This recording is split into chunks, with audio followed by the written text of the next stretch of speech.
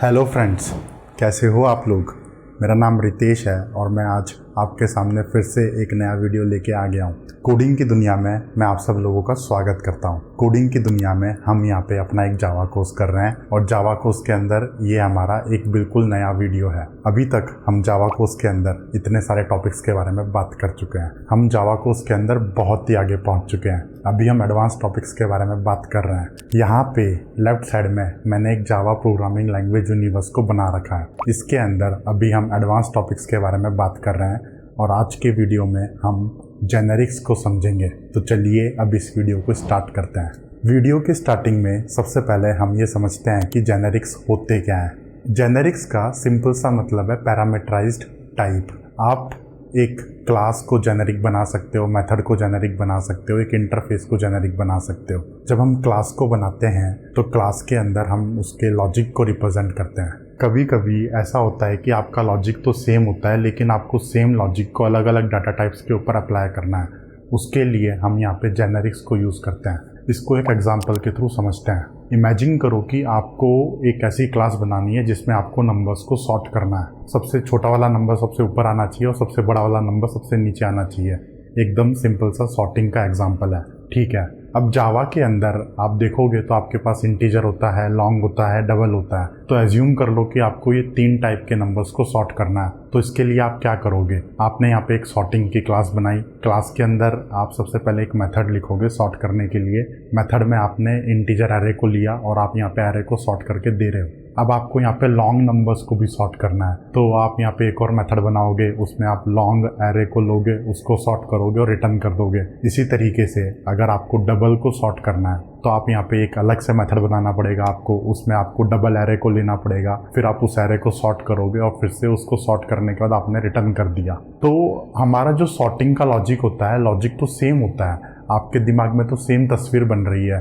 Numbers को sort करने का तरीका बिल्कुल सेम है। अब वो नंबर आपका इंटीजर हो, डबल हो, चाहे आपका लॉन्ग हो, चाहे कोई भी नंबर हो, सॉर्टिंग तो सेम ही रहेगी, तरीका तो सेम है। लेकिन अब आप यहाँ पे देखो ध्यान से कि आपको यहाँ पे 3 अलग अलग मेथड्स बनाने पड़ रहे हैं। तो ये तो गधा मजदूरी हो गई एक तरीके से। मतलब आपने यहाँ पे स्मार्ट तरीके से काम नहीं किया, आपने यहाँ पे गधा मजदूरी की तरह, गधे की तरह आपने यहाँ पे लगे हुए हो कोड लिखने में। ऐसा नहीं है। जावा में इसका सॉल्यूशन है जेनेरिक्स। जेनेरिक्स को यूज़ करके आप सेम लॉजिक को अलग अलग डाटा के ऊपर अप्लाई कर सकते हो। अभी हम समझेंगे कैसे अप्लाई करना है, बट आपको यहाँ पे पर्पस समझ में आना चाहिए। आपका लॉजिक सेम है, उस सेम लॉजिक को अलग अलग डाटा पे अप्लाई करना है, तो वहाँ पे आपको जेनेरिक्स का कंसेप्ट के बारे में बिल्कुल क्लैरिटी होनी चाहिए। अगर आपको बड़ी कंपनीज में काम करना है तो ये वाला कंसेप्ट तो आपको आना ही चाहिए, वरना आप यहाँ पे गधों की तरह कोड लिखते रहोगे और वहाँ पे आपका मैनेजर बोलेगा ये क्या कर दिया यार तूने। मतलब 3 मेथड बनाने को किसने बोला था, एक ही मेथड में काम चल जाता। अभी कैसे होगा वो काम, अभी हम करके देखेंगे, कोड में लिख के देखेंगे, ठीक है। तो चलो जेनेरिक्स का पर्पस तो क्लियर हो गया। पर्पस क्लियर होने के बाद आप यहाँ पे क्या क्या चीज़ों को जेनेरिक बना सकते हो। जावा के अंदर आप एक क्लास को जेनेरिक बना सकते हो, आप एक इंटरफेस को जेनेरिक बना सकते हो, आप एक मेथड को भी जेनेरिक बना सकते हो और आप जेनेरिक्स को क्लास हियरार्की में भी यूज़ कर सकते हो, इनहेरिटेंस में भी आप जेनेरिक्स को यूज़ कर सकते हो। तो ये 4 अलग अलग बड़े बड़े टॉपिक्स हैं हमारे पास जिनको आज हमें समझना है। हम क्लास को कैसे जेनेरिक बनाएंगे उसको भी समझेंगे और बाकी तीनों चीज़ों को भी समझने वाले हैं, ठीक है। तो सबसे पहले स्टार्ट करते हैं कि एक क्लास को जेनेरिक कैसे बनाते हैं हम लोग। मैंने यहाँ पे अपना कोड ओपन कर लिया, IDE ओपन कर ली। IDE ओपन करने के बाद मैं यहाँ पे अपनी एक सिंपल सी क्लास बनाता हूँ जेनेरिक। क्लास का नाम भी दे दिया मैंने जेनेरिक, इसमें कोई लिमिटेशन नहीं है, नाम तो हम कुछ भी दे सकते हैं, ठीक है। अब क्लास बनाने के बाद इस क्लास के साथ मैं एक टाइप पैरामीटर को स्पेसिफाई कर सकता हूँ इस तरीके से। यहाँ पे मैंने एंगल ब्रैकेट्स को यूज़ करके एक टाइप पैरामीटर t को स्पेसिफाई कर रखा है। अब ये जो t है ये आपका डाटा टाइप है। ये क्लास में आपने जो भी लॉजिक लिखा है वो लॉजिक किस टाइप के डाटा के ऊपर अप्लाई होता है वो यहाँ पे आपको t से पता चलता है। अगर आपका t इंटीजर है तो इस क्लास के अंदर जो भी लॉजिक है वो इंटीजर के ऊपर अप्लाई होगा। अगर आपका t यहाँ पे स्ट्रिंग है तो क्लास के अंदर आपने जो भी लॉजिक लिखा है वो एक स्ट्रिंग के ऊपर अप्लाई होगा। अभी हमने जो सॉर्टिंग का एग्जाम्पल देखा था जिसमें हमने अलग अलग नंबर्स को सॉर्ट करना था, वो एग्जाम्पल को हम थोड़ा बाद में देखेंगे। फिलहाल के लिए हम लोग यहाँ पे जेनेरिक्स के फंडामेंटल्स को क्लियर कर लेते हैं। फंडामेंटल्स को क्लियर करने के बाद उस एग्जाम्पल को को करना तो बहुत ही सिंपल है। तो यहाँ पे फंडामेंटल को क्लियर करने के लिए मैं एक बहुत ही सिंपल सा एग्जांपल ले रहा हूँ, इसमें कुछ भी कॉम्प्लेक्स नहीं है। तो ये जो टाइप पैरामीटर आपके पास आया है टी, ये एक आइडेंटिफायर है। आप यहाँ पे कुछ भी नाम दे सकते हो, ABCD XYZ, TT भी दे सकते हो, कुछ भी दे सकते हो, लेकिन हम जर्नली यहाँ पे टी को यूज़ करते हैं। टी मतलब कि आपका टाइप, और यहाँ पे एक नेमिंग कन्वेंशन है कि हम यहाँ पे हमेशा कैपिटल लेटर्स को ही यूज़ करते हैं, ठीक है। अब यहाँ पे आपके पास जो टी आया है, इस टी को आप अपने क्लास में कहीं पे भी यूज़ कर सकते हो। आप एक यहाँ पे वेरिएबल डिक्लेयर कर सकते हो इस तरीके से, और यहाँ पे वेरिएबल का टाइप बना दिया आपने टी, और उसका एक आपने वेरिएबल का नाम दे दिया स्मॉल टी, ठीक है। आप इस टाइप पैरामीटर को आपके कंस्ट्रक्टर में भी यूज़ कर सकते हो। आप यहाँ पे एक कंस्ट्रक्टर बनाओ, कंस्ट्रक्टर के अंदर हम यहाँ पे एक पैरामीटर को ले रहे हैं जिसका टाइप है टी, और उसको उस वेरिएबल में असाइन कर दिया हमने जो हमने ऊपर बनाया है, ठीक है। अब हम इस टाइप पैरामीटर को अपने मेथड के अंदर भी यूज़ कर सकते हैं। हम यहाँ पे एक मेथड बनाते हैं, सिंपल सा मेथड है, एक गेटर बना लेते हैं, गेट टी, ठीक है। ये जो मेथड है ये आपके टी टाइप के पैरामीटर को रिटर्न कर रहा है, और हमने यहाँ पे सिंपल सा रिटर्न कर दिया, रिटर्न दिस डॉट टी, ठीक है। तो ये हमारी सिंपल सी जेनेरिक क्लास की डेफिनेशन खत्म हो गई। इस क्लास के अंदर हमने जो भी लॉजिक लिखा है वो सारा का सारा लॉजिक इस टाइप पैरामीटर टी पे अप्लाई होता है। अब हम टाइप को चेंज करके, यहाँ पे सेम लॉजिक है लेकिन अगर हम टाइप को चेंज करेंगे तो आपका लॉजिक अलग अलग डाटा पे अप्लाई होगा। अभी हम इसको करके देखते हैं। मेन मेथड के अंदर चलते हैं। मेन मेथड में मैं एक जेनेरिक क्लास का ऑब्जेक्ट बनाता हूँ, ठीक है। अब ऑब्जेक्ट कैसे बनाते हैं ये भी आपको समझना है। सबसे पहले हम यहाँ पे क्लास का नाम लिखेंगे, उसके बाद वेरिएबल का नाम, फिर इक्वल टू लगा के न्यू ऑपरेटर के साथ हमने यहाँ पे ऑब्जेक्ट बना दिया। ये तो दिक्कत वाली बात है। यहाँ पे ये जो ऑब्जेक्ट बना है ये तो एकदम रॉ है, इसके अंदर तो हमने टाइप को स्पेसिफाई नहीं करा। अब ये जो क्लास का ऑब्जेक्ट तो बन गया, लेकिन ये ऑब्जेक्ट किस डाटा पे अब काम करेगा हमने यहाँ पे नहीं बताया। तो हमें इस तरीके से ऑब्जेक्ट नहीं बनाना। नॉर्मल क्लास का ऑब्जेक्ट तो हम इस तरीके से बना सकते हैं, जेनेरिक क्लास का ऑब्जेक्ट हम इस तरीके से नहीं बना सकते।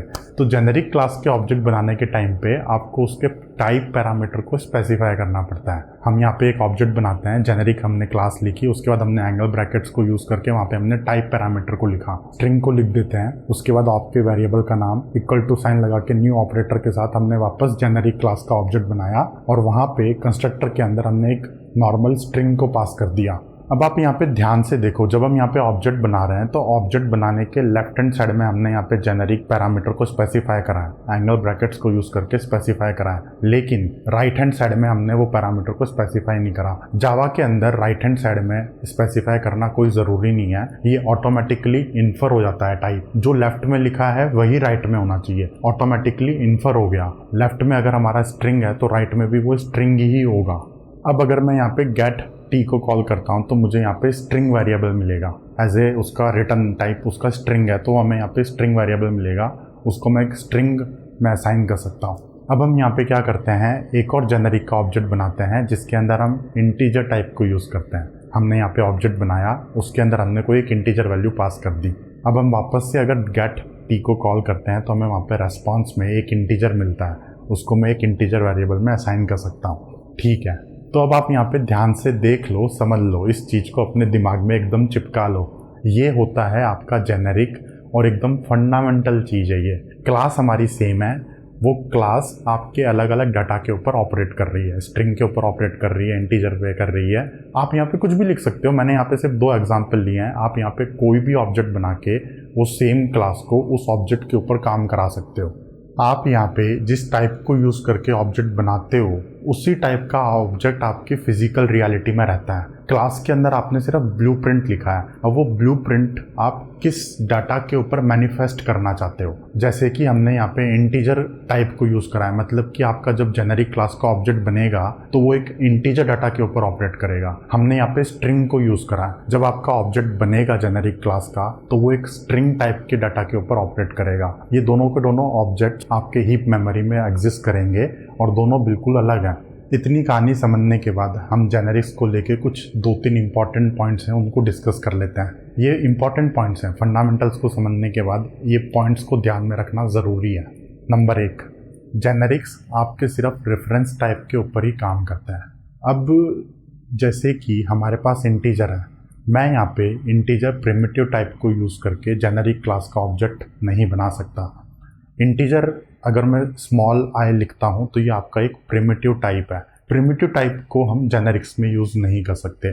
जेनेरिक्स में हम हमेशा रेफरेंस टाइप को ही यूज़ कर सकते हैं। तो जो भी हमारे जावा के अंदर प्रिमिटिव्स होते हैं, इंटीजर, डबल, लॉन्ग, इन सब की एक रैपर क्लास भी अवेलेबल है हमारे पास, और इसमें कोई दिक्कत नहीं है। मतलब अगर आप घबरा रहे हो कि यार हमें प्रिमिटिव यूज़ नहीं करना तो हम इंटीजर को कैसे लिखेंगे, तो उसमें घबराने की ज़रूरत नहीं है। आप यहाँ पे रैपर क्लास को यूज़ कर सकते हो, जैसे मैंने यहाँ पे कर रखा है। अब अगले वीडियो में हम इस चीज़ को और डिटेल में एक्सप्लोर करेंगे कि रैपर क्लासेस क्या होती हैं, auto boxing, auto unboxing. But फिलहाल के लिए इतना कंसेप्ट आप ध्यान में रखो कि सिर्फ रेफरेंस टाइप के ऊपर ही आप जेनेरिक्स को यूज़ कर सकते हो। नंबर 2, सेकंड पॉइंट, यहाँ पे ये जो जेनेरिक क्लास के रेफरेंस टाइप्स हैं, जैसे कि इंटीजर का एक रेफरेंस टाइप है, स्ट्रिंग का एक रेफरेंस टाइप है, ये रेफरेंस टाइप आपस में कंपेटेबल नहीं होते। आप इस तरीके से इनको आपस में असाइन नहीं कर सकते। अगर आप असाइन करते हो तो आपको हो सकता है कि कोई एरर ना मिले, लेकिन वहाँ पे आपका लॉजिक गलत हो गया।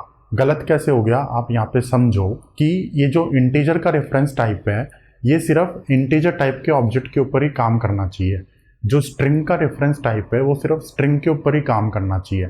अगर मैं इन दोनों को आपस में असाइन कर देता हूँ इस तरीके से, ठीक है।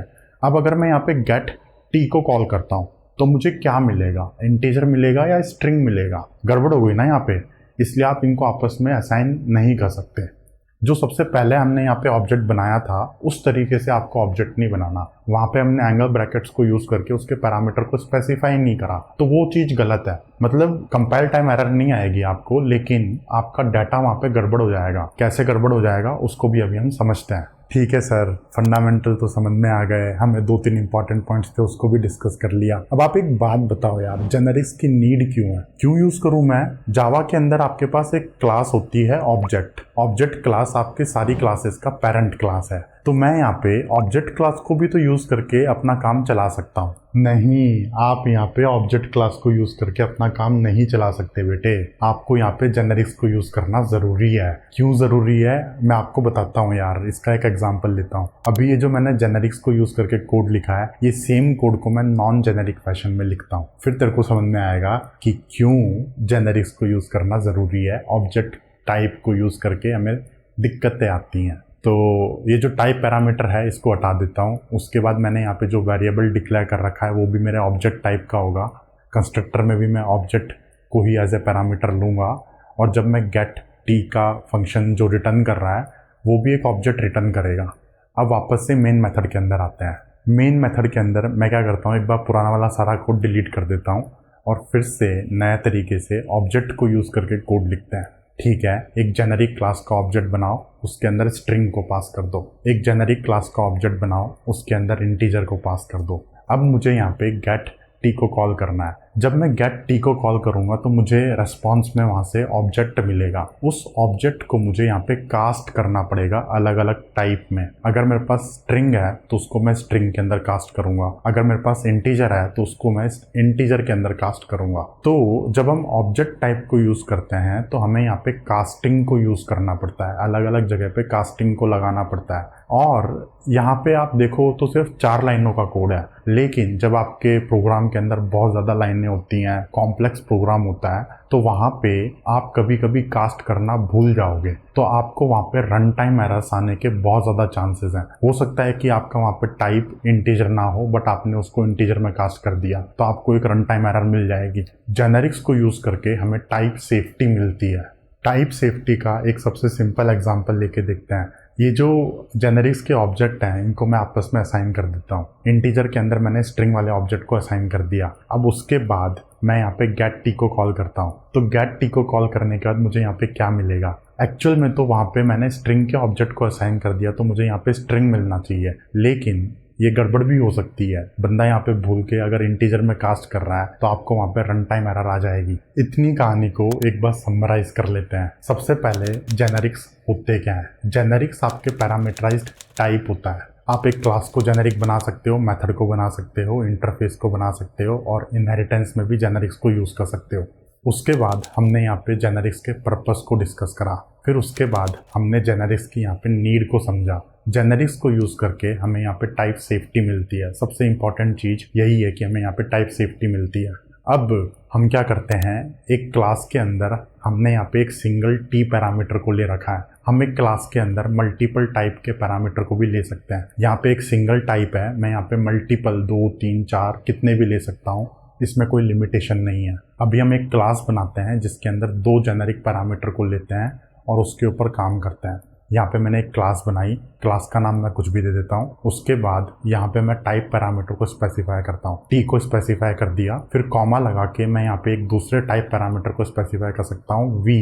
ये भी एक आइडेंटिफायर है, टी भी एक आइडेंटिफायर है। अब हमारे पास यहाँ पे 2 टाइप पैरामीटर हो गए हैं। इन दोनों टाइप पैरामीटर्स को हम अपने मेथड के अंदर, कंस्ट्रक्टर के अंदर और वेरिएबल्स के अंदर यूज कर सकते हैं। हम यहाँ पे एक वेरिएबल बना देते हैं टी टाइप का, हम यहाँ पे एक वेरिएबल बना देते हैं वी टाइप का, एक कंस्ट्रक्टर बनाते हैं जिसके अंदर दोनों को लेते हैं, दोनों को वेरिएबल में असाइन कर देते हैं, फिर मेथड बना देते हैं और मेथड आपके टी को रिटर्न कर रहा है। एक दूसरा मेथड बना देते हैं जिसके अंदर वो वी को रिटर्न कर रहा है। तो ये देख लो आप, बहुत ही सिंपल है। जैसे हमने एक पैरामीटर को लिया था उसी तरीके से 2 को भी ले लिया, दोनों को यूज कर लिया। 4 को भी ले सकते हो आप, 4 को भी यूज कर सकते हो। अब मेन मेथड के अंदर जाते हैं और इस क्लास का ऑब्जेक्ट बनाते हैं। क्लास का ऑब्जेक्ट बनाने के लिए हमारे पास वही सेम सिंटैक्स है। क्लास का नाम लिखो, एंगल ब्रैकेट्स को यूज करके वहाँ पे पैरामीटर को स्पेसिफाई करो, जैसे कि स्ट्रिंग और इंटीजर को स्पेसिफाई कर देता हूँ मैं। फिर वेरिएबल का नाम लिखा, न्यू ऑपरेटर लगा के आपने यहाँ पे क्लास के ऑब्जेक्ट को बना दिया। कंस्ट्रक्टर में आपने यहाँ पे स्ट्रिंग और इंटीजर को पास कर लिया। तो आपका एक पैरामीटर यहाँ पे स्ट्रिंग टाइप का हो गया,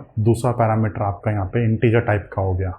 अब अगेन हम यहाँ पे मेथड को कॉल कर सकते हैं गेट टी, हमें यहाँ पे टी मिल जाएगा, गेट वी, हमें यहाँ पे वी मिल जाएगा।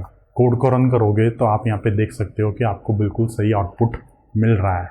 ये चीज़ बिल्कुल सिंपल सी है। एक पैरामीटर को यूज़ करके हमने फंडामेंटल समझ लिया, तो वो सेम फंडामेंटल्स आप यहाँ पे मल्टीपल पैरामीटर्स के ऊपर यूज़ कर सकते हो। ओके सर, मुझे उम्मीद है कि आपको जेनेरिक्स के फंडामेंटल्स समझ में आए होंगे। पर्पस और उसकी नीड के बारे में आपको क्लैरिटी मिली होगी। फंडामेंटल के साथ आपको पर्पस भी समझना चाहिए और नीड भी समझनी चाहिए। इन तीनों चीज़ों को एक साथ आप अपने दिमाग में चिपकाओगे तो आप किसी भी सिचुएशन में जेनेरिक्स को यूज़ कर सकते हो।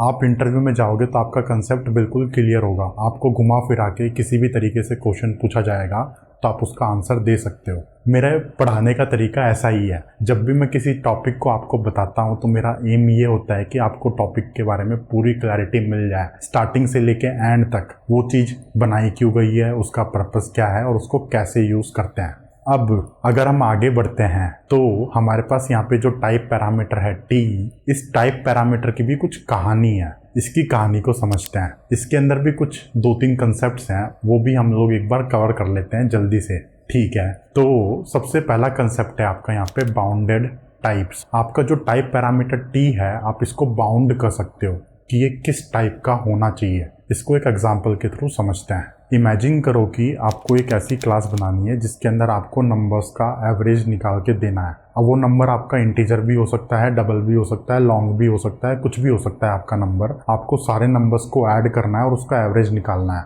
अब यहाँ पे जेनेरिक्स का सबसे बड़ा यूज केस है। एवरेज निकालने के लिए हमारा लॉजिक तो सेम है, सभी नंबर्स को ऐड करना है और उसको डिवाइड करना है टोटल नंबर्स कितने हैं आपके पास। अब वो चाहे आपका इंटीजर हो, चाहे डबल हो, कुछ भी हो, एडिशन आपका सेम तरीके से होगा, डिवाइड भी आपका सेम तरीके से होगा। तो इंटीजर के लिए आप अलग से एवरेज निकालने का मेथड लिखोगे, डबल के लिए अलग से एवरेज निकालने का मेथड लिखोगे, तो ये अगेन गधा मजदूरी हो गई। हमें यहाँ पे स्मार्ट तरीके से जेनेरिक्स को यूज करके अपने एवरेज निकालने के मेथड को लिखना है। तो इसको हम लिखना चालू करते हैं। हम यहाँ पे एक क्लास बना लेते हैं एवरेज नाम की। उसके अंदर अगेन मैं एक टाइप पैरामीटर को ले रहा हूँ टी, ठीक है। एक वेरिएबल बनाते हैं जो एक एरे टाइप का है। इसी एरे का हमें यहाँ पे एवरेज निकालना है, ओके। फिर हम एक कंस्ट्रक्टर बनाते हैं, उसके अंदर हम एरे को ले लेते हैं और उसको उस वेरिएबल में असाइन कर देते हैं। अब इस क्लास के अंदर एक मेथड बनाते हैं एवरेज। बस बाउंडेड टाइप का रोल यहीं पे आता है और यही चीज़ आपको समझनी है। सबसे पहले इस मेथड का रिटर्न टाइप क्या होगा। आइडियली देखा जाए तो जिस नंबर का एवरेज निकाल रहे हो वही आपका रिटर्न टाइप होना चाहिए। ऐसा होना चाहिए क्या? बताओ ज़रा। नहीं सर, ऐसा तो नहीं होना चाहिए। डिवाइड करने के बाद तो आपको यहाँ पे डबल वैल्यू भी मिल सकती है, पॉइंटों में भी नंबर आ सकता है। तो यहाँ पे मेथड का रिटर्न टाइप आपका होगा डबल। मेथड का नाम मैंने यहाँ पे लिख दिया एवरेज। उसके बाद हम लोग यहाँ पे मेथड की बॉडी को चालू करते हैं। सबसे पहले हम यहाँ पे एक सम वेरिएबल बना देते हैं जिसकी स्टार्टिंग में वैल्यू है 0। ठीक है, फिर हम यहाँ पे टी के ऊपर लूप लगाते हैं। लूप हमने चलाया। लूप चलाने के बाद हमें उस सम के अंदर उस टी को ऐड करना है। अगर मैं इस तरीके से लिखता हूँ यहाँ पे, तो यहाँ पे एक एरर है, कंपाइल टाइम एरर है। एरर क्या है आप ध्यान से देखो।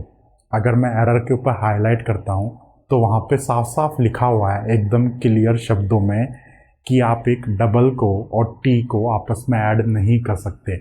सम आपका डबल है और जो एरे के अंदर वैल्यू है वो तो टी टाइप की है, तो हम उसको आपस में ऐड नहीं कर सकते। टी तो कुछ भी हो सकता है, स्ट्रिंग भी हो सकती है, कोई ऑब्जेक्ट भी हो सकता है। जब हम यहाँ पे कोड लिख रहे हैं तो जावा को क्या पता कि टी क्या है? हमारा लॉजिक है कि हमें नंबर्स का सम निकालना है। जावा को थोड़ी ना पता है कि हम यहाँ पे नंबर्स का सम निकाल रहे हैं। तो आइडियली देखा जाए तो हम यहाँ पे ये चाहते हैं कि जो आपका टी है वो सिर्फ नंबर टाइप का ही हो, चाहे वो नंबर कोई भी हो, लेकिन उसका टाइप नंबर ही होना चाहिए। जावा के अंदर एक क्लास होती है नंबर। जो भी जावा के अंदर नंबर्स होते हैं सारे आपके नंबर के चाइल्ड क्लासेस होती हैं। नंबर आपकी पेरेंट क्लास है। अगर इंटीजर है तो वो भी नंबर की चाइल्ड क्लास है। अगर आपका फ्लोट है तो नंबर की चाइल्ड क्लास है। डबल है तो नंबर की चाइल्ड क्लास है। जावा के अंदर कोई भी नंबर है उसकी पेरेंट क्लास होती है नंबर। तो हम आइडियली ये चाहते हैं कि टी का टाइप एक नंबर ही हो, या तो खुद नंबर हो या फिर नंबर की कोई चाइल्ड क्लास हो। तो हम यहाँ पे टी को बाउंड कर सकते हैं। बाउंड मतलब कि टी का टाइप सिर्फ नंबर ही होना चाहिए और कुछ नहीं। बाउंड करने के लिए हम यहाँ पे इस तरीके से एक्सटेंड्स कीवर्ड को यूज़ करते हैं। T x tends number. बस अगर इतना सा अगर मैंने कोड लिख दिया तो इस कोड से ये मतलब निकल के आता है कि टी या तो नंबर हो सकता है या फिर नंबर की कोई भी चाइल्ड क्लास हो सकती है।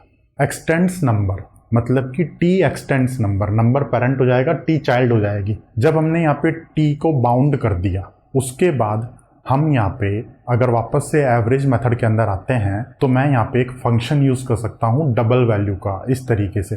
तो डबल वैल्यू निकाल के उसको मैंने सम में ऐड कर दिया। सम में ऐड करने के बाद मैं यहाँ पे एवरेज निकाल के फंक्शन से रिटर्न कर सकता हूँ आंसर को।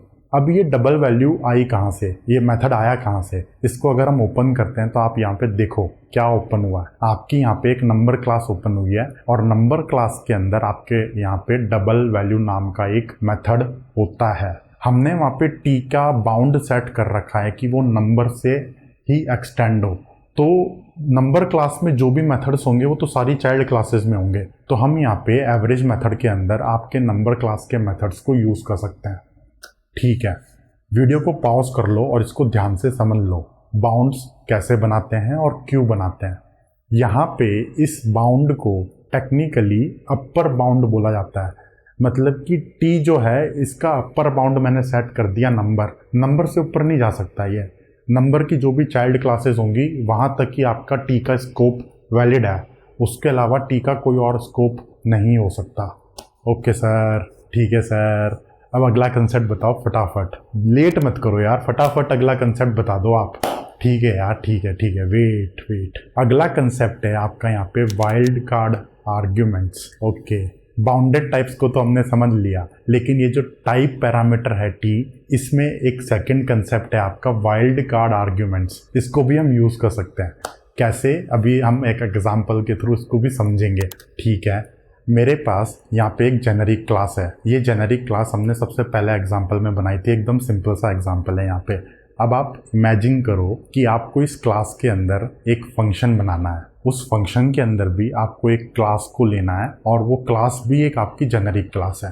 तो एक काम करता हूँ, मैं यहाँ पे एक और जेनेरिक क्लास बना देता हूँ। उसके अंदर भी मैं एक टाइप पैरामीटर को ले रहा हूँ टी को, और उसके अंदर भी सिंपल सा कोड लिखा हुआ है। मैंने एक वेरिएबल बनाया, एक कंस्ट्रक्टर बनाया, कंस्ट्रक्टर के अंदर वैल्यू ली, उस वैल्यू को मैंने यहाँ पे वेरिएबल में असाइन कर दिया, और उसके अंदर भी एक फंक्शन बनाया और फंक्शन से मैंने यहाँ पे वैल्यू को रिटर्न कर दिया। अब मैं ये चाहता हूँ कि जो मेरी ऊपर वाली क्लास है, जेनेरिक वाली क्लास है, उसके अंदर मैं एक ऐसा फंक्शन बनाऊँ जिसके अंदर मैं इस क्लास के आर्ग्यूमेंट को ले सकूँ। तो बना के देखते हैं। यहाँ पे मैंने एक सिंपल सा फंक्शन बना दिया test, public void test. Test के अंदर मुझे एक पैरामीटर को लेना है जो कि आपके सेकंड जेनेरिक क्लास का होगा। ले लिया, उस पैरामीटर के अंदर भी मुझे यहाँ पे ब्रैकेट को लगाना पड़ेगा, वेरिएबल का नाम दिया, ठीक है। अब यहाँ पे एक दिक्कत आ गई, दिक्कत को समझो आप ज़रा ध्यान से देखो। यहाँ पे ब्रैकेट के अंदर मैं क्या यूज़ करूँगा। यहाँ पे ब्रैकेट के अंदर मैं अगर टी को यूज़ करता हूँ तो मेरी यहाँ पे एरर ख़त्म हो गई, कोई दिक्कत नहीं है। लेकिन ये जो टी है ये आपके ऊपर वाला टी है, जो ऊपर क्लास में आपने टी को स्पेसिफाई करा है वो सेम टी यहाँ पे अवेलेबल है। कैसे, अभी देखते हैं। चलो सबसे पहले फर्स्ट क्लास का ऑब्जेक्ट बना लेते हैं, बना लिया। फिर हम एक सेकंड क्लास का ऑब्जेक्ट बना लेते हैं, बना लिया। फिर मैं मेथड को कॉल करता हूँ और मेथड को कॉल करने के बाद मैं उसके अंदर वो पैरामीटर को पास करता हूँ। जैसे ही मैंने यहाँ पे पैरामीटर को पास किया, कंपाइलर ने हमें यहाँ पे एक एरर दे दी। अगर आप एरर को ध्यान से देखोगे, हाईलाइट करोगे एरर के ऊपर, तो आपको समझ में आएगा कि वहाँ पे जो टी है उसी टाइप का ऑब्जेक्ट आप यहाँ पे पास कर सकते हो। जैसे कि फर्स्ट क्लास के अंदर मैंने स्ट्रिंग को यूज़ कर रखा है, तो जो सेकंड जेनेरिक वाली क्लास है उसके अंदर भी टाइप आपका स्ट्रिंग होना चाहिए। यहाँ पे स्ट्रिंग नहीं है, सेकंड वाले क्लास के अंदर तो आपका इंटीजर है। यहाँ पे इस प्रॉब्लम को कैसे सॉल्व किया जाएगा। यहाँ पे मैंने टी को यूज़ कर रखा है। अगर मैं यहाँ पे टी को यूज़ नहीं करता, किसी और चीज़ को यूज़ करता हूँ, जैसे कि मान लो वी, तो यहाँ पे मुझे फिर से एरर आ गई कि वी तो एक अननोन सिंबल है, हम वी को यूज़ नहीं कर सकते। इस प्रॉब्लम का सॉल्यूशन होता है आपका wild card arguments. Wild card मतलब कि सिंपल सा क्वेश्चन मार्क। तो यहाँ पे मैं क्वेश्चन मार्क को यूज़ कर सकता हूँ। जब मैं क्वेश्चन मार्क को यूज़ करूँगा तो क्वेश्चन मार्क जावा को ये बताता है कि इसके अंदर किसी भी टाइप का पैरामीटर आ सकता है। जैसे ही मैंने यहाँ पे क्वेश्चन मार्क को यूज़ करा, वहाँ पे हमारी एरर ख़त्म हो गई। मेन मेथड के अंदर जो हमें वहाँ पे एरर मिल रही थी वो हट गई अब। तो ये होते हैं आपके वाइल्ड कार्ड आर्ग्यूमेंट्स। अगर इस टॉपिक के अंदर आपको कोई भी दिक्कत है तो आप नीचे कमेंट सेक्शन में पोस्ट करो। मुझे उम्मीद है कि आपको ये समझ में आया होगा। वाइल्ड कार्ड आर्ग्यूमेंट्स का सिंपल सा मतलब होता है किसी भी टाइप को मैच कर लो। अगर हम वहाँ पे टी को यूज़ करते हैं तो ये जो नीचे वाला टी है ये टी सेम हो गया जो आपके क्लास का पैरामीटर टाइप है, उसको हम यूज़ नहीं कर सकते। अगर हम यहाँ पे किसी और सिंबल को यूज़ करते हैं ABCD V, तो वो सिंबल आपका अननोन बन जाएगा क्योंकि वो कहीं पे भी आपने डिफाइन नहीं कर रखा। तो यहाँ पे क्वेश्चन मार्क को स्पेसिफाई करके आप ये बता सकते हो कि यहाँ पे किसी भी टाइप का पैरामीटर आ सकता है आपके पास। इसके बाद आता है आपका थर्ड कंसेप्ट, पैरामीटर्स को लेके तीसरा और सबसे लास्ट कंसेप्ट है ये। जो हमने यहाँ पे वाइल्ड कार्ड आर्ग्यूमेंट को स्पेसिफाई करा है उसको भी हम बाउंड कर सकते हैं। इसको बोलते हैं bounded wild card arguments. Bound करने के लिए सिंपल सा है, आप वहाँ पे क्वेश्चन मार्क एक्सटेंड्स कोई भी एक क्लास का नाम, जैसे कि मैं यहाँ पे नंबर कर देता हूँ, क्वेश्चन मार्क एक्सटेंड्स नंबर, ठीक है। तो इस तरीके से हमने यहाँ पे इस वाइल्ड कार्ड आर्ग्यूमेंट को भी बाउंड कर दिया। बाउंड का कंसेप्ट तो हमने सबसे पहले देख ही लिया है, वो सेम कंसेप्ट को आप यहाँ पे भी अप्लाई कर सकते हो कि वाइल्ड कार्ड को भी बाउंड कर दो। ओके सर, अब हम थोड़ा सा पॉज लेते हैं और अभी तक की कहानी को एकदम समराइज कर लेते हैं। सबसे पहले हम लोगों ने यहाँ पे जेनेरिक के फंडामेंटल को समझा, जेनेरिक क्या होता है। उसके बाद हमने ये देखा कि हम एक क्लास को जेनेरिक बना सकते हैं, इंटरफेस को भी बना सकते हैं, मेथड को भी बना सकते हैं, और हम क्लास हिरार्की में भी जेनेरिक्स को यूज़ कर सकते हैं। क्लास को जेनेरिक कैसे बनाना है ये चैप्टर हमारा ख़त्म हो गया। जब हमने क्लास को जेनेरिक बनाया था तो उसके अंदर हमने जेनेरिक के कुछ कंसेप्ट्स को समझा था, फंडामेंटल चीज़ों को हमने समझा था। वहाँ पे हमारे पास जो टाइप पैरामीटर होता है, टाइप पैरामीटर के भी अलग अलग कंसेप्ट्स को हमने समझ लिया। यहाँ पे मैंने समराइज कर रखा है। अब हम आगे बढ़ते हैं और हम एक मेथड को भी जेनेरिक बना सकते हैं। एक जो जेनेरिक क्लास होती है, जेनेरिक क्लास के अंदर आप जेनेरिक मेथड तो बना ही सकते हो, नॉन जेनेरिक मेथड भी बना सकते हो। नंबर एक ऐसी क्लास जो जेनेरिक नहीं है उसके अंदर भी आप जेनेरिक मेथड को बना सकते हो। ये दोनों चीज़ें बिल्कुल अलग है। क्लास जेनेरिक क्लास बिल्कुल अलग है, जेनेरिक मेथड बिल्कुल अलग है। दोनों इंडिविजुअली एग्जिस्ट करते हैं, दोनों की अपनी अपनी अलग अलग आइडेंटिटीज़ हैं। क्लास को जेनेरिक कैसे बनाना है वो हमने समझ लिया। अब हम मेथड को जेनेरिक बनाना देखते हैं। मेथड को जेनेरिक बनाने के लिए मैं यहाँ पे पुराना वाला एग्जाम्पल लूँगा। अब हमें नंबर्स को सॉर्ट करना है। नंबर्स को सॉर्ट करने के लिए मुझे यहाँ पे एक ऐसा मेथड चाहिए जो कि इंटीजर नंबर्स के ऊपर भी काम कर सके, डबल के नंबर्स के ऊपर भी काम कर सके। तो हम यहाँ पे मेथड का सिग्नेचर लिखते हैं, स्टार्ट करते हैं। सबसे पहले मेथड का आपका एक्सेस मॉडिफायर, ठीक है। उसके बाद स्टैटिक, मतलब कि ये स्टैटिक मेथड है, मेन मेथड के अंदर से मैं इसको डायरेक्टली कॉल कर सकता हूँ। फिर उसके बाद आपके मेथड का नाम और उसके अंदर कुछ एक पैरामीटर है। पैरामीटर का टाइप क्या है आपका? टी है एक एरे का टाइप, और वहाँ पे वेरिएबल का नाम लिख दिया मैंने, और मैंने यहाँ पे मेथड की बॉडी को चालू कर दिया। मेथड की बॉडी को स्टार्ट करने के बाद हमें यहाँ पे एक एरर दिख रही है। एरर के ऊपर अगर हम हाईलाइट करते हैं तो हमें यहाँ पे देखने को मिलता है कि टी इज़ अननोन। अब इस एरर को फिक्स करते हैं। ये मेथड आपका जेनेरिक है, तो आपको यहाँ पे टी को बताना पड़ेगा एंगल ब्रैकेट्स यूज़ करके, जैसे हमने क्लास में बताया था वैसे ही। रिटर्न टाइप से पहले हम यहाँ पे टी को स्पेसिफाई करते हैं इस तरीके से। वापस से एंगल ब्रैकेट यूज़ करके मैंने यहाँ पे टी को लिख दिया। इस मेथड का रिटर्न टाइप क्या होगा आपका? इस मेथड का रिटर्न टाइप होगा आपका एक एरे, टी टाइप का एरे, ठीक है। तो मेथड का पूरा सिग्नेचर ये है, आप इसको ध्यान से देख लो। जेनेरिक मेथड को इसी तरीके से बनाते हैं, उसका सिग्नेचर यही होता है। रिटर्न टाइप से पहले हमें यहाँ पे टाइप पैरामीटर को स्पेसिफाई करना पड़ता है एंगल ब्रैकेट्स के अंदर। कोई भी अगर आप जेनेरिक मेथड बनाओगे तो आपको सेम सिग्नेचर को यूज करना पड़ेगा। मेथड का नाम तो कुछ भी हो सकता है, एक्सेस मॉडिफायर भी कुछ भी हो सकता है, स्टैटिक लगाना है नहीं लगाना है आपकी मर्जी है, लेकिन सबसे इंपॉर्टेंट बस एक ही बात है यहाँ पे, रिटर्न टाइप से पहले आपका टाइप पैरामीटर आना चाहिए। अगर एक मेथड दो अलग अलग टाइप पैरामीटर्स को ले रहा है तो वहाँ पे दो पैरामीटर्स आएंगे। कैसे आएंगे अभी उसको देखते हैं, पहले हम इस मेथड को यहाँ पे फिनिश कर देते हैं। अब हमारे पास यहाँ पे एक एरे है, हमें यहाँ पे एरे को सॉर्ट करना है, तो मैं यहाँ पे सॉर्टिंग का लॉजिक लिख देता हूँ। सिंपल सा सॉर्ट करने का लॉजिक है। उसके बाद मैंने एरे को सॉर्ट किया और एरे को रिटर्न कर दिया। अब हम इस मेथड को यूज करते हैं। यूज करने के लिए क्या करेंगे, सबसे सिंपल हम यहाँ पे एक इंटीजर एरे बनाते हैं। उसके अंदर मैंने यहाँ पे कुछ वैल्यूज डाल दी और उसको मैंने यहाँ पे मेथड में कॉल करा, और मेथड में कॉल करने के बाद मुझे यहाँ पे सॉर्टेड एरे मिल गया। लेकिन अब यहाँ पे एक दिक्कत है। दिक्कत अगेन मैं हाईलाइट करता हूँ एरर के ऊपर, तो आपको यहाँ पे दिख रहा होगा कि ये जो एरे बनाया है मैंने, ये प्रिमिटिव टाइप का एरे है। ये प्रिमिटिव टाइप के एरे को मैं वहाँ पे टी पैरामीटर में पास नहीं कर सकता। जैसे कि मैंने आपको कहा था, जेनेरिक्स हमेशा रेफरेंस टाइप के ऊपर ही काम करते हैं, प्रिमिटिव टाइप के ऊपर काम नहीं करते। तो मुझे यहाँ पे इंटीजर की वैपर क्लास को यूज करना पड़ेगा। उसको मैं यहाँ पे यूज करता हूँ, उसी का एरे बनाता हूँ। बना लिया, सिंपल सा है, बस टाइप को चेंज करा, और अब मैं उसको यहाँ पे पास कर सकता हूँ सॉर्टिंग वाले मेथड के अंदर। मुझे यहाँ पे एरे को सॉर्ट कराना है, करके मुझे यहाँ पे रेस्पॉन्स मिल गया, ठीक है। अब मैं यहाँ पे एक डबल एरे को बनाता हूँ। डबल एरे को बनाया, उसके अंदर भी कुछ वैल्यूज डाल दी मैंने, 8-10 वैल्यूज जो भी हैं वो मैंने डाल दी। उसके बाद उस एरे को मैं यहाँ पे सॉर्टिंग वाले फंक्शन के अंदर कॉल कर सकता हूँ। फंक्शन को कॉल करा तो मुझे यहाँ पे डबल एरे सॉर्ट होके मिल जाएगा। तो ये जेनेरिक मेथड का बहुत ही सिंपल एग्जाम्पल था। अब हम जेनेरिक मेथड का एक कॉम्प्लेक्स एग्जाम्पल लेके देखते हैं। कौन सा एग्जाम्पल लिया जाए यहाँ पे? मेरे पास एक कॉम्प्लेक्स एग्जाम्पल मेरे दिमाग में आ रहा है, उसी को लेते हैं। इमेजिन करो कि आपके पास यहाँ पे एक एरे ऑफ ऑब्जेक्ट्स है, ठीक है। वो ऑब्जेक्ट कुछ भी हो सकता है। आपके पास एक एरे है, ऑब्जेक्ट्स का एक एरे है आपके पास, और आपके पास एक सिंगल ऑब्जेक्ट है। अब आपको ये पता लगाना है कि ये जो सिंगल वाला ऑब्जेक्ट है ये इस एरे के अंदर है या नहीं है। इसका आपको मेथड बनाना है और इसका आपको कोड लिखना है। अब आप सोचोगे कि यार ये वाला एग्जाम्पल जेनेरिक में कैसे फिट हुआ। मैं आपको बताता हूँ। जो आपके यहाँ पे एरे का टाइप है वो कुछ भी हो सकता है, उसके अंदर किसी भी टाइप के ऑब्जेक्ट्स हो सकते हैं। इंटीजर, स्ट्रिंग, बॉक्स क्लास का ऑब्जेक्ट हो सकता है, स्टूडेंट, एम्प्लॉय, कोई भी एक ऑब्जेक्ट हो सकता है, उसका एक एरे बन सकता है। और ये जो मेरे पास दूसरा ऑब्जेक्ट है, ये इसका टाइप भी कुछ भी हो सकता है। अब मुझे ये पता लगाना है कि ये वाला ऑब्जेक्ट इस एरे के अंदर है या नहीं है।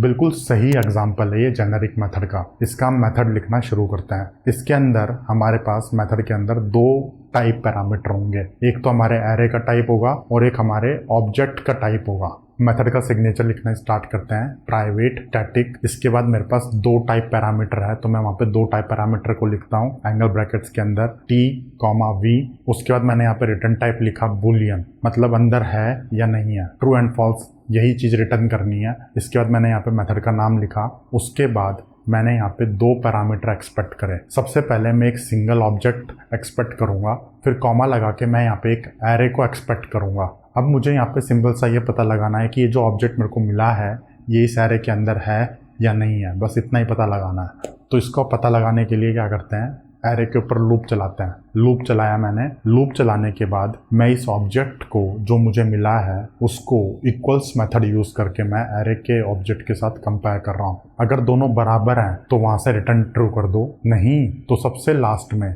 रिटर्न फॉल्स कर दो। अब आपका जो एरे आया है आपके पास, एरे के ऊपर लूप चलेगा 1 2 3 4। जहाँ पे भी आपकी ये कंडीशन ट्रू होगी वहाँ से आपका ट्रू रिटर्न हो जाएगा। अगर पूरे लूप के बाद भी आपकी कंडीशन ट्रू नहीं हुई तो वहाँ से फॉल्स रिटर्न हो जाएगा। अब ये जो इक्वल्स मेथड है, यहाँ पे इक्वल्स मेथड को अगर मैं क्लिक करता हूँ तो ये हमको एक ऑब्जेक्ट क्लास के अंदर मिलता है। इक्वल्स मेथड जो भी जावा के अंदर ऑब्जेक्ट्स होते हैं सभी के अंदर इक्वल्स मेथड होता है। तो अगर दोनों ऑब्जेक्ट्स बराबर होंगे तो वहाँ पे इक्वल्स मेथड आपका ट्रू रिटर्न करेगा और वो वहाँ पे हमारी कंडीशन ट्रू हो जाएगी और हम वहाँ से ट्रू रिटर्न कर देंगे। अब इसको टेस्ट करते हैं। टेस्ट करने के लिए सिंपल सा मैं सबसे पहले एक स्ट्रिंग एरे बनाता हूँ, उसके अंदर 2-3 वैल्यू डाल दी मैंने। फिर मैं यहाँ पे चेक करता हूँ कि ये वाला स्ट्रिंग का ऑब्जेक्ट एरे के अंदर है या नहीं है। जो भी रेस्पॉन्स मिला है उसको मैं यहाँ पे प्रिंट कर देता हूँ। फिर मैं यहाँ पे एक इंटीजर एरे बनाता हूँ, बना लिया। उसको भी टेस्ट करता हूँ कि ये इंटीजर का ऑब्जेक्ट इस एरे के अंदर है या नहीं है। जो भी मुझे यहाँ पे रेस्पॉन्स मिला है उसको मैं यहाँ पे प्रिंट कर देता हूँ। अब मैं प्रोग्राम को रन करता हूँ। प्रोग्राम को रन करने से पहले आपको यहाँ पे समझ में आ गया होगा कि आउटपुट क्या आना चाहिए। स्ट्रिंग तो हमारा एरे के अंदर है लेकिन इंटीजर हमारा एरे के अंदर नहीं है। वैल्यूज अलग अलग है। यहाँ पे रन करने के बाद आप यहाँ पे देखो आपको ये आउटपुट मिल रहा है। ठीक है, तो यहाँ पे जेनेरिक मेथड भी हमने ख़त्म कर लिया, समझ लिया। अब ये जो टाइप पैरामीटर है जो हमने मेथड में यूज़ करा है, ये टाइप पैरामीटर के ऊपर वही सेम कंसेप्ट अप्लाई होते हैं जो हमने थोड़ी देर पहले समझे थे। हम इसको भी बाउंड कर सकते हैं, टाइप पैरामीटर्स को भी इस तरीके से, जैसे कि t एक्सटेंड्स नंबर या t एक्सटेंड्स ऑब्जेक्ट या कुछ और। मेथड के अंदर भी हम बाउंड कर सकते हैं और जब हम क्लास को बनाते हैं उसके अंदर भी हम टाइप पैरामीटर्स को बाउंड कर सकते हैं। इसीलिए मैंने आपको ये फंडामेंटल कंसेप्ट्स को वीडियो के पहले में समझाया था। हमने फंडामेंटल कंसेप्ट्स जो भी समझे हैं टाइप पैरामीटर्स को लेके, बाउंडेड, वाइल्ड कार्ड वगैरह वगैरह, वो हर जगह पे अप्लाई होंगे यहाँ पे। ठीक है, हमने एक क्लास को जेनेरिक बना दिया, हमने एक मेथड को भी जेनेरिक बना दिया। अब हम एक इंटरफेस को भी जेनेरिक बना सकते हैं। तो इसको समझते हैं। हमारे पास यहाँ पे टॉपिक है जेनेरिक इंटरफेसेस। इसका यूज केस लेके देखते हैं। सबसे पहले इमेजिन करो कि आपके पास एक एरे ऑफ ऑब्जेक्ट्स है। आपको उस एरे में से मिनिमम और मैक्सिमम वैल्यू निकाल के देनी है। बस ये सिंपल सा यूज केस है और हमें यहाँ पे एक इंटरफेस बनाना है। अब यहाँ पे एक जेनेरिक इंटरफेस बनाना है क्योंकि ऑब्जेक्ट का टाइप कुछ भी हो सकता है। तो अब हम कोड में चलते हैं और इसी यूज केस को इम्प्लीमेंट करके देखते हैं। सबसे पहले मैं यहाँ पे एक सिंपल सा इंटरफेस बना देता हूँ, मिन मैक्स। ठीक है, अब जिस तरीके से हमने क्लास के अंदर पैरामीटर को डिफाइन करा था उसी तरीके से हम इंटरफेस के अंदर भी पैरामीटर को डिक्लेयर कर सकते हैं, डिफाइन कर सकते हैं। तो हम यहाँ पे एंगल ब्रैकेट्स को यूज़ करके एक पैरामीटर ले लेते हैं t।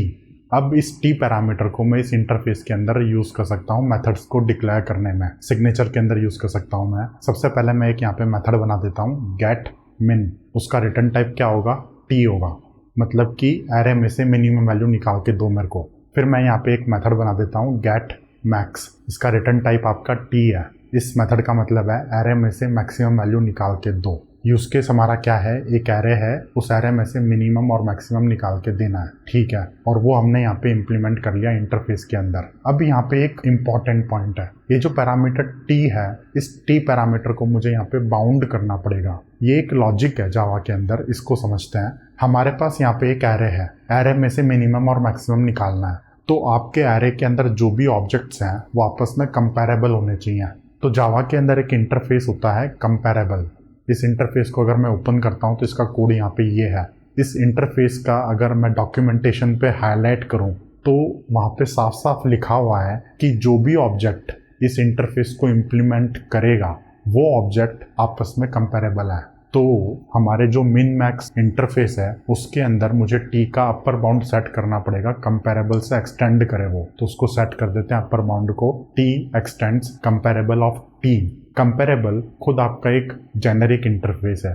तो इस बाउंड का मतलब सिंपल सा ये है कि ऐसा ऑब्जेक्ट जो कंपैरेबल को इम्प्लीमेंट करे उसी ऑब्जेक्ट को हमें यहाँ पे मिन मैक्स निकाल के देना है। इंटरफेस को डिक्लेयर कर दिया, अब हम इस इंटरफेस को इम्प्लीमेंट करते हैं। इम्प्लीमेंट करने के लिए सबसे पहले मैं एक सिंपल सी क्लास बना देता हूँ, public class default min max class बना दी मैंने। अब मैं इम्प्लीमेंट करता हूँ। इम्प्लीमेंट का सिंटेक्स क्या होता है? Implements min max. अभी तक मैंने सिर्फ इतना सा कोड लिखा और यहाँ पे हमारे पास एरर है। ऑब्वियसली वहाँ पे वो हमारा जेनेरिक इंटरफेस है, तो इस तरीके से तो मैं इसको इम्प्लीमेंट नहीं कर सकता, जेनेरिक तरीके से इम्प्लीमेंट करना पड़ेगा और यहाँ पे आपको एक्स्ट्रा फोकस करना है। आप इस सिंटैक्स को समझ लो, एक बार कंसेप्ट को समझ लो, उसके बाद आप इसको कहीं पे भी यूज़ कर सकते हो। एक बार चीज़ें समझ में आ जाती हैं उसके बाद तो उसको यूज़ करना बहुत ही आसान होता है। तो इंटरफेस में मेरे पास एक पैरामीटर है टी, तो मुझे यहाँ पे टी पैरामीटर को लिखना पड़ेगा। अगर मैं इस तरीके से लिखता हूँ तो यहाँ पे ये दिक्कत है। दिक्कत ये है कि ये जो टी है ना, ये तो एक अननोन सिंबल है। कंपाइलर को क्या पता कि ये टी क्या है, ठीक है। तो हमें यहाँ पे क्लास के अंदर इस टी को एज ए पैरामीटर लेना पड़ेगा इस तरीके से, ठीक है।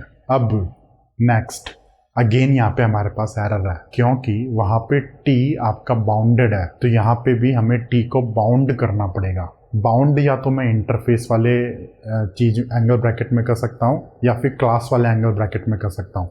इंटरफेस में करके देखते हैं। सबसे पहले इंटरफेस में मैंने यहाँ पे बाउंड करा तो यहाँ पे एरर है, ऐसा नहीं कर सकते, हम ऐसा लिख ही नहीं सकते, ये इनवैलिड सिंटैक्स है। हमें यहाँ पे पैरामीटर को क्लास के अंदर ही बाउंड करना पड़ेगा, तो मैं यहाँ पे क्लास डिक्लेरेशन में पैरामीटर को बाउंड कर देता हूँ T x tends comparable of T, ठीक है। अब यहाँ पे आपकी एरर पूरी खत्म हो गई, ठीक है। इस सिंटैक्स का सिंपल सा मतलब ये है कि ये वाली जो क्लास है ये इस इंटरफेस को इम्प्लीमेंट करती है और ये क्लास भी आपकी एक जेनेरिक क्लास है और ये भी आपकी पैरामीटराइज्ड क्लास है। इसके अंदर जो भी टाइप पैरामीटर होगा टी, वही टाइप पैरामीटर को हमने यहाँ पे इंटरफेस में पास कर रखा है मिन मैक्स के अंदर। ओके सर, नेक्स्ट हम मेथड को इम्प्लीमेंट करना स्टार्ट करते हैं। इम्प्लीमेंट करने के लिए सबसे पहले मैं एक लोकल वेरिएबल बनाता हूँ टी टाइप का, जो कि एक एरे है। फिर एक कंस्ट्रक्टर बनाता हूँ, कंस्ट्रक्टर के अंदर मैं एरे को लेता हूँ, उसको मैं वेरिएबल में असाइन कर देता हूँ। उसके बाद मैं यहाँ पे मिन मेथड को इम्प्लीमेंट करता हूँ। इम्प्लीमेंट करने के बाद सिंपल सा मुझे यहाँ पे लॉजिक लगाना है कि जो भी मिनिमम वैल्यू है उसको निकालो और रिटर्न कर दो।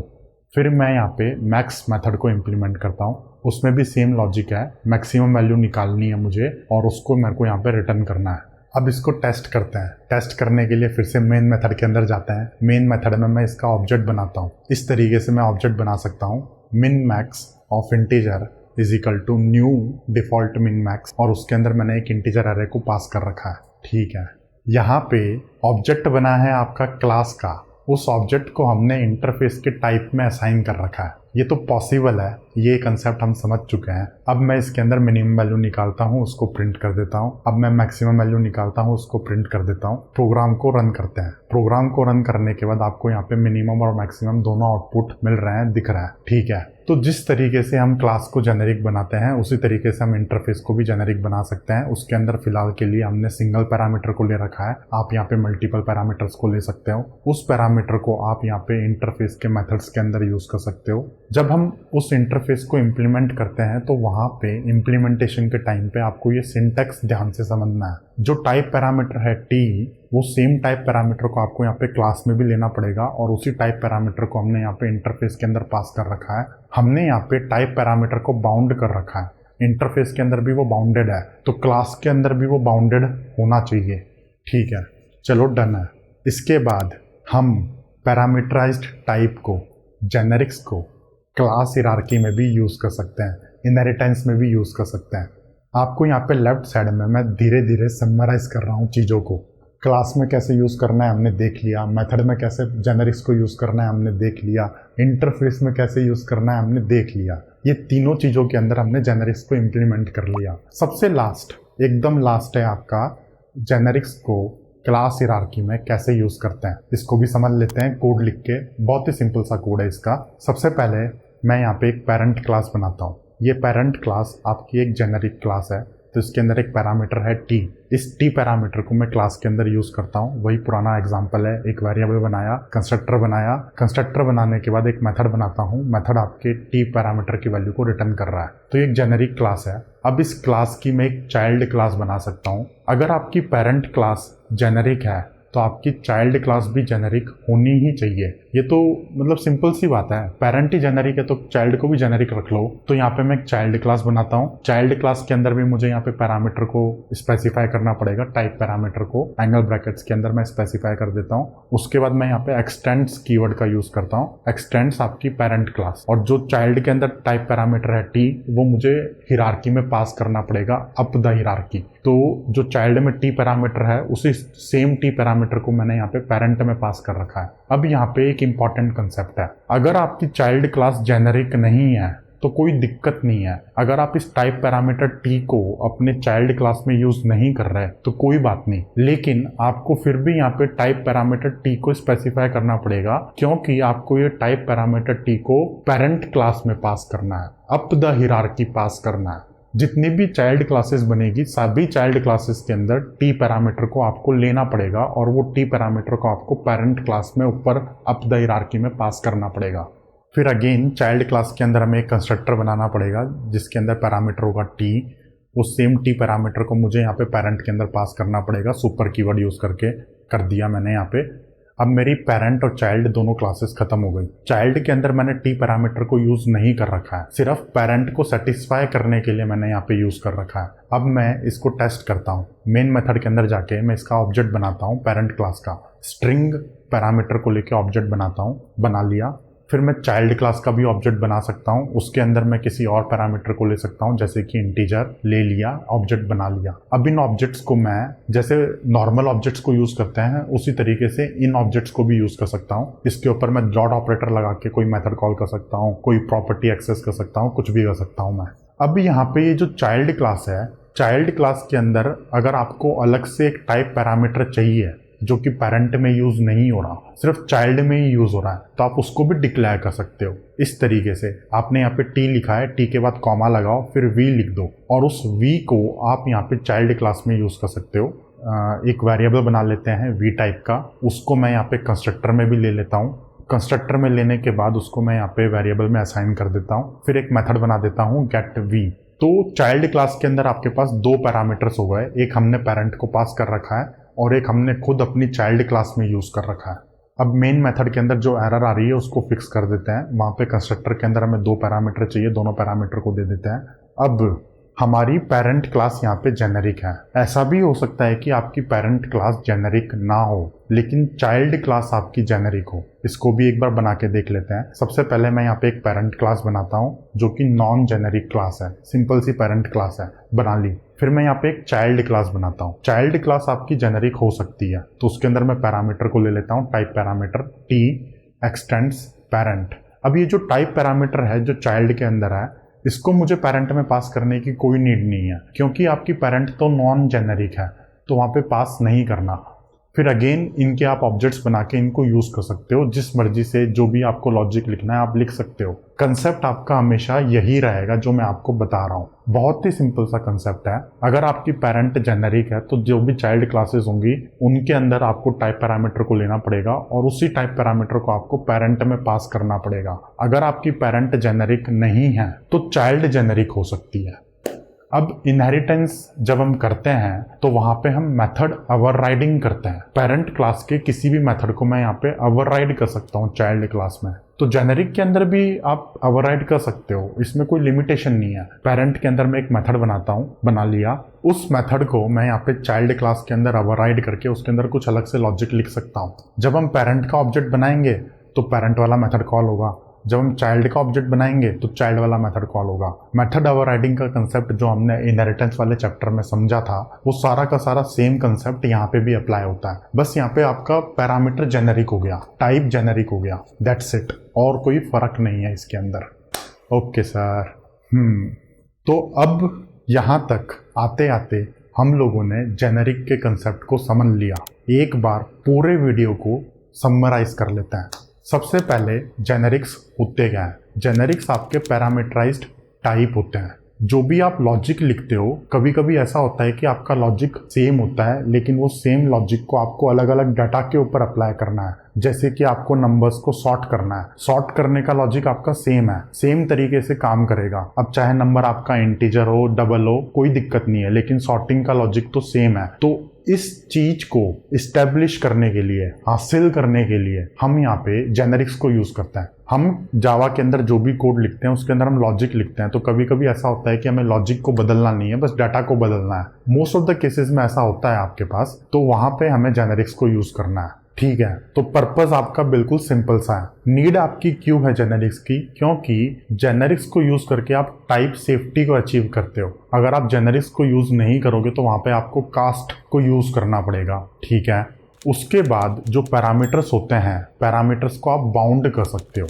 अपर बाउंड सेट कर सकते हो। उसमें आप यहाँ पे वाइल्ड कार्ड आर्ग्यूमेंट को यूज करके भी पैरामीटर को स्पेसिफाई कर सकते हो। ओके, तो ये हैं आपके फंडामेंटल्स। ये सेम फंडामेंटल को हमने यहाँ पे क्लास में अप्लाई कर दिया, फिर हमने एक जेनेरिक मेथड बना दिया यहाँ पे। उसके बाद हमने यहाँ पे एक जेनेरिक इंटरफेस भी बना दिया, और सबसे लास्ट में हमने जेनेरिक को क्लास हिरार्की में भी यूज कर लिया। मुझे उम्मीद है कि ये कंसेप्ट्स आपको सारे समझ में आए होंगे। अगर सर कोई भी डाउट है आप लोगों को तो आप नीचे कमेंट सेक्शन में पोस्ट करो, मुझे भी तो पता चले कि यार आप लोगों को समझ में आ रहा है नहीं आ रहा है। वीडियो को ख़त्म करने से पहले 2-3 और चीज़ें हैं जो मैं आपको बताना चाहता हूँ। ज़रूरी है आप लोगों के लिए, प्रोफेशनली अगर आपको कोड लिखना है तो मेरी रेस्पॉन्सिबिलिटी है कि मैं आप लोगों को बताऊँ। नंबर 1, सबसे पहली चीज़ है यहाँ पे इरेजर। इरेजर मतलब क्या? अभी हमने जेनेरिक्स को यूज़ करके देख लिया, लेकिन जावा के अंदर इंटरनली जेनेरिक्स को कैसे इम्प्लीमेंट किया जाता है, कैसे काम करते हैं, वो इस कंसेप्ट को बोलते हैं इरेजर। तो हम यहाँ पे कंसेप्चुअल ओवरव्यू ले लेते हैं, अंदर घुसने की तो हमें ज़रूरत है ही नहीं। जावा अपने आप काम करके दे रहा है हमें, तो हम फालतू में उसके साथ क्यों अपना दिमाग खपाएं, कोई ज़रूरत नहीं है। लेकिन ओवरव्यू ले लेते हैं, कंसेप्ट समझ लेते हैं।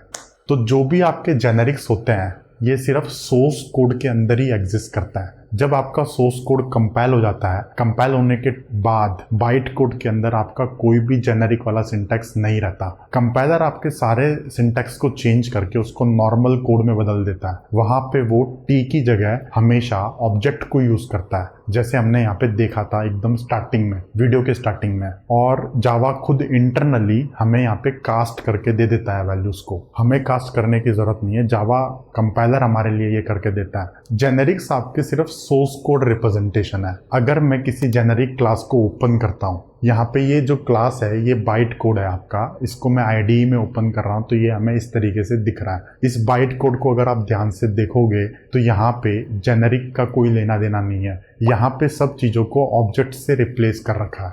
जेनेरिक्स आपके सिर्फ सोर्स कोड तक ही है, उसके बाद जब कंपाइलर काम करता है आपका तो कंपाइलर उनको ऑब्जेक्ट में बदल देता है और फिर खुद कास्ट लगा के हमारा काम आसान कर देता है, हमें कास्ट करने की ज़रूरत नहीं होती। ठीक है सर, अब जेनेरिक आपका सोर्स कोड मैकेनिज्म है, अंदर मशीन कोड में जेनेरिक्स का कोई लेना देना नहीं है। तो जब हम जेनेरिक्स को यूज़ करते हैं तो कभी कभी हमें वहाँ पे एम्बिग्यूअस सिचुएशन क्रिएट हो जाती है, उसको समझते हैं, एग्जाम्पल के थ्रू समझते हैं क्या क्या एम्बिग्यूटी हमारे पास आ सकती है।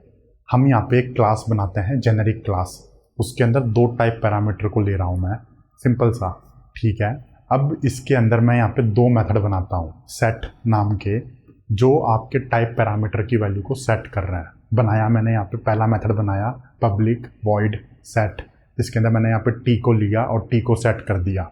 फिर मैं एक दूसरा मेथड बनाता हूँ पब्लिक वॉइड सेट, उसके अंदर मैंने यहाँ पे वी को लिया और वी को सेट कर दिया। ठीक है, अब यहाँ पे हमें एरर दिख रही है, क्योंकि जैसे मैंने आपको कहा था ये सिर्फ सोर्स कोड मैकेनिज्म होता है। तो जब ये सोर्स कोड आपके एक्चुअल में मशीन कोड में बदलेगा कंपाइल होने के बाद, तो यहाँ पे तो एम्बिग्यूअस मेथड हो गया आपका।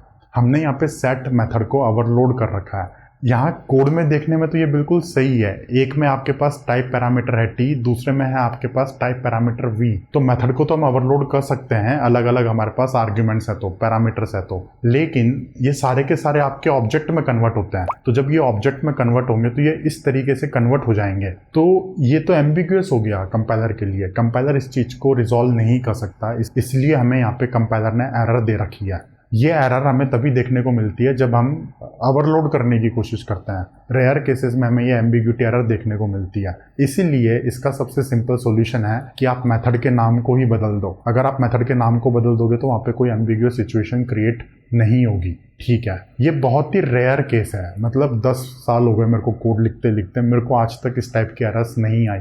बट जावा कोर्स के अंदर थ्योरेटिकल पर्सपेक्टिव से सारी चीज़ें समझना ज़रूरी है। तो मुझे उम्मीद है कि आपको भी समझ में आ रहा होगा। जितना टाइम और एनर्जी मैं स्पेंड कर रहा हूँ, आप लोग उसी डेडिकेशन के साथ वीडियोस को देखते होगे।